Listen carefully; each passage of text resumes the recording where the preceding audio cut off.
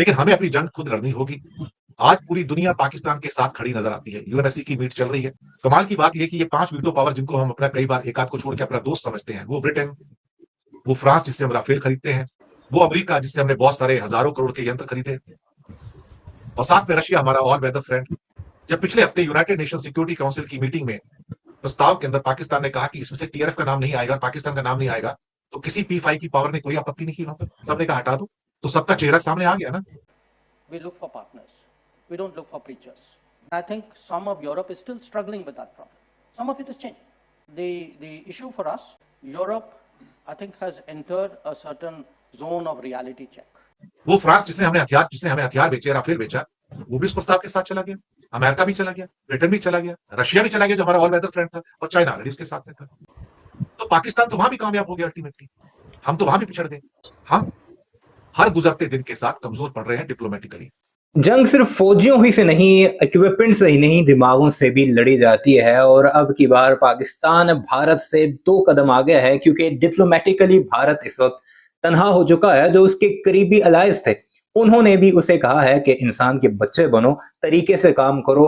जंग में ना सिर्फ तुम्हारा बल्कि पूरे खित्ते का नुकसान हो सकता है। इसलिए पाकिस्तान जो अमन की बात कर रहा है उसको संजीदा लो। कल अगर आपने एस जयशंकर का एक बयान सुना होगा, उसमें भी इसी की झलक दिखाई दी, जिसमें वो यूरोपीय कंट्रीज पर काफी गुस्से में दिखाई दिया। और उसने ये कहा कि हमें प्रीचर्स नहीं, हमें पार्टनर्स चाहिए। और बहुत से यूरोप के ममालिक ये बात समझते नहीं है।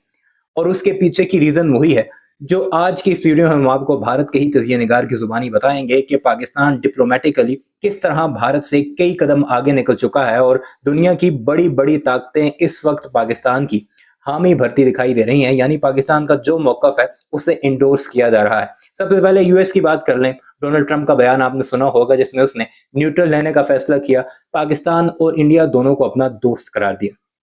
दूसरा, फ्रांस जिससे राफेल खरीदे गए, बड़े इक्विपमेंट्स खरीदता है। जर्मनी हो गया या यूके हो गया, जो कि भारतीय क्लेम करते हैं कि हमारे बड़े करीबी दोस्त हैं, उन्होंने यूनाइटेड नेशन सिक्योरिटी काउंसिल में पाकिस्तान के अगेंस्ट कोई भी बात लिखने से इनकार कर दिया। यानी वो जो दहशतगर्द तंजीम जिसका भारत ने कहा था कि इससे पाकिस्तानी तंजीम करार दिया जाए, वो लिखने से इनकार कर दिया, उसे अपोज नहीं किया। यानी जो पाकिस्तान की बात थी उसके अगेंस्ट नहीं गया। रशिया भी इसी तरह, जो भारतीय कहते हैं कि चाइना जैसा पाकिस्तान का है वैसे रशिया हमारा है, यानी ऑल वेदर फ्रेंड है, उसने भी पाकिस्तान के मौकफ की तायद की। और पाकिस्तान के सफीर ने कल रूसी वज़ीर ख़ारजा से मुलाकात में वाज़ेह तौर पर और दो टोक कहा है कि हम जंग नहीं चाहते, लेकिन हम पर मुसल्लत की गई तो हम दुनिया को बताएंगे कि हम क्या चीज़ें हैं। सारे मामले पर अब भारत में एक कोहराम किसी कैफियत है। क्या कुछ इसके तजिया निगार अब नरेंद्र मोदी के और दुनिया की ताकतों के बारे में कह रहे हैं, आज की इस वीडियो में आपको वही सब कुछ बताते हैं। लेकिन आगे बढ़ने से पहले गुजारिश है, चैनल को सब्सक्राइब नहीं किया जल्दी से सब्सक्राइब कर लीजिए और कमेंट सेक्शन में इस बारे में अपनी राय का इजहार जरूर कीजिएगा। दोस्तों, चारों तरफ दुनिया में ना सिर्फ जंग की बात हो रही है। यूक्रेन जंग हो, इजराइल की जंग हो, इसके अलावा अमेरिका और इजराइल मिलकर ईरान के साथ जंग करना, वो दरवाजा भी खुला हुआ है। चीन ताइवान को हड़पना चाहता है, वो भी जंग है। इंडिया पाकिस्तान जंग, ये भी सामने है। तो अल्टीमेटली हम एक टाइम में कितनी जंग लड़ेंगे? हम भुखमरी से जंग लड़ रहे हैं, हम बदहाली से जंग लड़ रहे हैं, हमारे बच्चे मॉल न्यूट्रिशन का शिकार हैं, वो भी बेचारे जंग लड़ रहे हैं। ऊपर से ये एक और नई जंग हमारे मुहाने पे आ गई, हिंदुस्तान और पाकिस्तान की जंग। लेकिन एक अंतिम सच तो यह कि हम सबको अपनी जंग खुद लड़नी पड़ेगी। बल्कि कभी कभी आजकल एक बड़ा क्रूड वर्ड आता है, मैं उसको यूज तो नहीं करना चाहता, लेकिन चलिए उपयोग कर देता हूं कि आज की डेट वो डेट हो गई है जहां पर इंसान को अपनी लाश अपने ही कंधे पे ढोक के शमशान घाट ले जानी पड़ती है। उसको 4 कंधे भी नहीं मिलते हैं आज की डेट में। ये हालात हैं और ये पूरी दुनिया के हालात है। मैं आपको बताऊं, हर एक को अपनी जंग खुद लड़नी पड़ती है, अपनी रोटी खुद जुटानी पड़ती है, लेकिन हमें अपनी जंग खुद लड़नी होगी। आज पूरी दुनिया पाकिस्तान के साथ खड़ी नजर आती है। यूएनएससी की मीट चल रही है।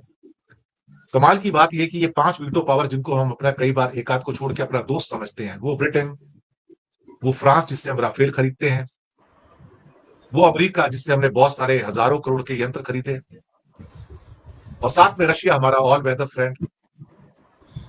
जब पिछले हफ्ते यूनाइटेड नेशन सिक्योरिटी काउंसिल की मीटिंग में प्रस्ताव के अंदर पाकिस्तान ने कहा कि इसमें से टीआरएफ का नाम नहीं आएगा, पाकिस्तान का नाम नहीं आएगा, तो किसी P5 की पावर ने कोई आपत्ति नहीं की वहां पर, सबने कहा हटा दो, तो सबका चेहरा सामने आ गया ना। वो फ्रांस जिसने हमें हथियार बेचे, राफेल बेचा, वो भी उस प्रस्ताव के साथ चला गया। अमेरिका भी चला गया, ब्रिटेन भी चला गया, रशिया भी चला गया जो हमारा ऑल वेदर फ्रेंड था, और चाइना ऑलरेडी उसके साथ में था। तो पाकिस्तान तो वहां भी कामयाब हो गया अल्टीमेटली, हम तो वहां भी पिछड़ गए।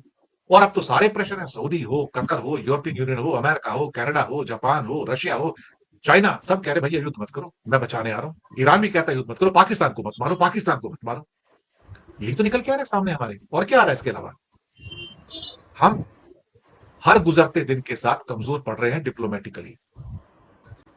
पर शायद हो सकता है गवर्नमेंट की स्ट्रेटजी यही हो कि मुझे जंग करनी नहीं है, लेकिन इस जंग में पिसेंगे तो हम सारे, और हम पिस तो रहे हैं ना। दूसरों के सहारे आप ऊपर नहीं उठ सकते साहब, आपको अपनी लाश अपने कंधे पे ढोनी पड़ेगी, चाहे इस जंग में हो या किसी और जंग में। Look, when we look out at the world, Samir, we look for partners. We don't look for preachers. Particularly preachers who don't practice at home what they preach abroad. And I think some of Europe is still struggling with that problem. Some of it is changing. So, the issue for us, I mean, in many ways, Europe, I think, has entered a certain zone of reality check. Now, whether they are able to step up to it or not, it's something we will have to see.